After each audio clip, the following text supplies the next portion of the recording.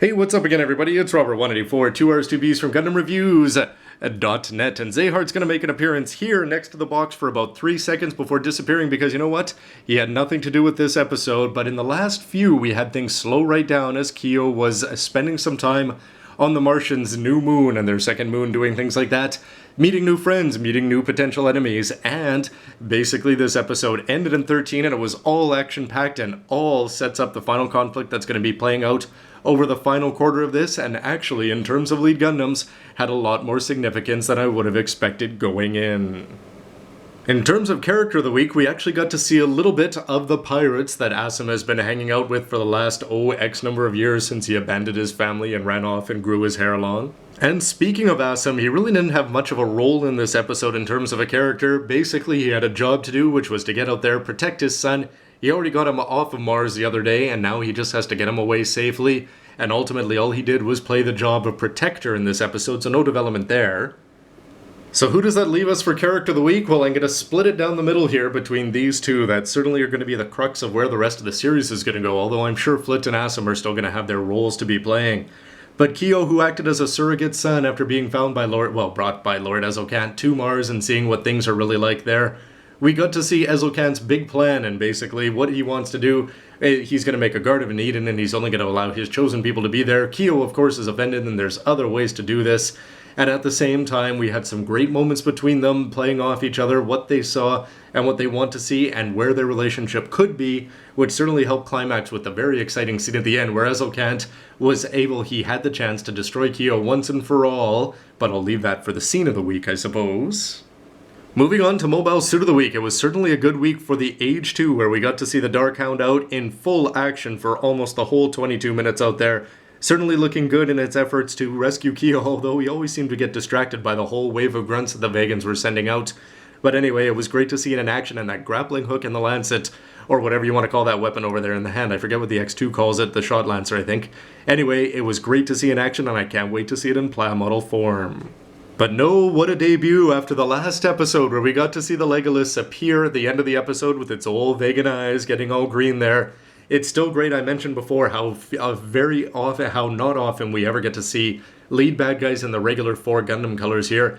I think I'm going to have the Extreme play this role until they actually get a plastic model of this guy. But anyway, the Legolas just looked fantastic out there. He used his shield very well. He had a cool looking energy whip that he used, and of course the eye was just intimidating. And the yellow Adidas stripes that are going to be all over the model, can't wait to see that in action. This was a great debut for it, and what else can you say about a kit, or what else can you say about an MS that's able to cut through 2 out of 3 of the 1 out of 3 lead Gundams? Does that make sense? He sliced through the orbital and then he sliced through the normal, and that was pretty impressive because outside of Shinn taking out the Freedom, it's not that often that we get to see lead Gundams get just absolutely totaled prior to replacement like that. But in terms of pretty shoddy outings there, the orbital, it was pretty beat up of course when Kyo was able to get away from there. But in this way, the orbital had a few good moments as we got to see the smart gun go out. Something I didn't mention about the Legolas is he's just sort of got these little, instead of having funnels or something concrete, they just look like they go out, and it reminds me of something like JoJo, that it's just going to inflict some damage and you're not necessarily going to see what its funnels or bits are actually doing. The orbital looked good for one moment when it popped its toes down and flew off into action, and his smart gun was sure looking impressive out there. But the orbital didn't have the greatest debut, except after Ezocan was able to blow off this limb, this limb, this limb, this limb, and yet not leave any damage whatsoever, which meant that when they needed to, there was time for the big mid-air transformation with all sorts of cool graphics, and that's why the H3 GB is out there, because we just got to be reminded just how cool the H3 normal can look as we got to see it freeze-framed, and then all of a sudden Ezocan was remembering, oh, now that I've given him time to transform, I might as well go in and not kill him. But considering that this was the H3's perhaps last hurrah in terms of the show, I've got to give this, despite the amazing debut over here, to the H3, and maybe the last time we'll see this lead. On to Scenes of the Week, where one of the sillier ones for me is that when Kyo was thinking of why he has to go home, yes, you actually saw Grandpa Flit smiling for the first time, I think. But in terms of other cool scenes, how about this one at the end, where all of a sudden there's a call to halt all the action that's happening between the Vegans and the pirates, because there's 3 massive asteroids that they're going to launch into their colony unless they stop this battle right now. Asum just sort of says, well, that's what we gotta do for us to win here, but it was a very piratey and non-EFF, well, if the EFF is being portrayed as good guys in this Gundam meta series. Anyway, it was still cool to see the pirate tactics and Asum's no need to apologize for it. But ultimately, I think it comes down to the fact that we've seen this relationship building up between Ezelkant and Kyo over the last few episodes. Here after he just absolutely dismantled the orbital and yet it was able to transform. And then the normal gets its great moment which looked great, and then he has the final chance to finish Kyo off once and for all. But even before the pirates intervene, he brings his beam saber down within a few inches of the mobile suit, and yet he can't kill what is seeming to be the son that he wishes he still had if that son just had had more luck and had been born on Earth instead of Mars. And for all the action and all the exposition and all the explanation of where the show is going to be going, not to mention all the MS action that we had in there, who can forget the fact that Kyo has not seen his father for his whole life, and all of a sudden he showed up as a pirate in the Dark Hound, gets him out of there, and was able to save him here. Although, again, it was Ezelkant who held off, but it was very cool just to have that moment at the end where they're walking up to each other in the ship after all the action has calmed down, and all of a sudden you realize that this boy is going to be meeting his father for the first time, and of course this is going to have a lot of repercussions on both of them, I'm sure, over the next 13 episodes.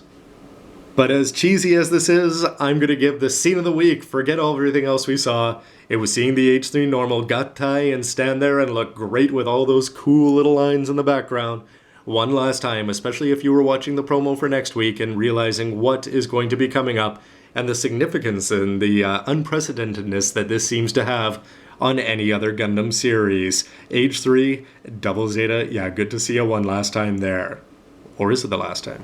So overall, I thought that this was a solid episode, and Age, this third generation, has done a pretty good job of balancing these character and the very slow with no MS action episodes, combined with an episode like this one, where yes, you're going to have Ezelkant to reveal his whole plan.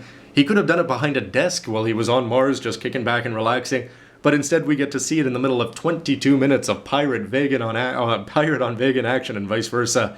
We get to see some great, I can actually understand the appeal now of buying the pirate mobile suit since they had a few good moments. The crew was pretty interesting from what little we saw of them. It's very Crossbone-ish, but of course that's the vibe that I'm sure they're going for. And even in Scene of the Week, I forgot to mention the fact that the Vegans are getting ready. We know that their fate may not be kind, depending on what Ezelkant's plan is, but it was cool to see Dean back there as this Dorado goes flopping over. But you've got to wonder when Kyo's going to encounter him again, and what kind of grunt suit he's going to be piloting, or could it actually be a good one? Anyway, this episode did a very good job, but on to the business. You've got to have seen, if you've seen the promo for what's coming up next week, if you don't want to know about that, cut out now. But anyway, the Age 3, we saw the orbital, 4 limbs blown off, he changes into the normal, big scene, seems like a big goodbye, the way we saw it for the Titus and the Sparrow earlier on, especially the Titus springs to mind. The normal, though, gets just destroyed almost again, except for the key parts, and then you just see Dad saying, sorry, I'm taking my son, see ya, and as they hop off. But what does that mean? Kyo is getting a new Gundam next week, and with this being episode 39, the rule of 13, 13, 13, 13 for these ages, Age 4, whether it's coming in a movie or not, it looks like the FX is going to be a bigger role, and all of a sudden, a long time ago, I made this silly thing up about lead Gundams, that there could only be at max 2, and, this is just my definition, you can completely ignore it as you will, but I said there can only be 2 per show. This one broke this with the 3 protagonists and the 3 leads, but all of a sudden it looks like we're going to have a quarter, roughly. The Age 1 had a little bit more time, and the Age 2 coming back to the Dark Hound, but I digress.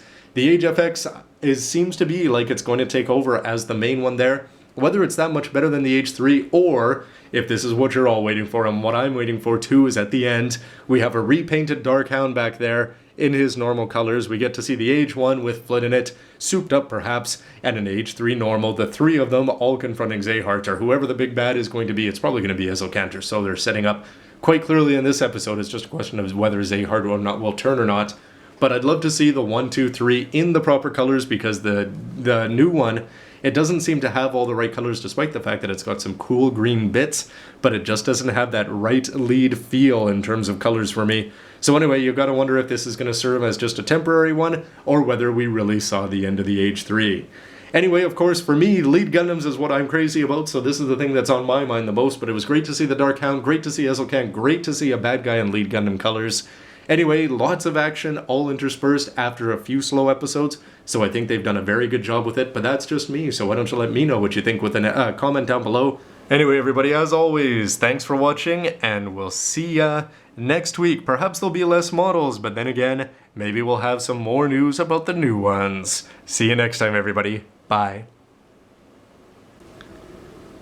Look, forget Exia Repair 2. I could actually be the climax hero mobile suit of this whole series. And who would have thunk that?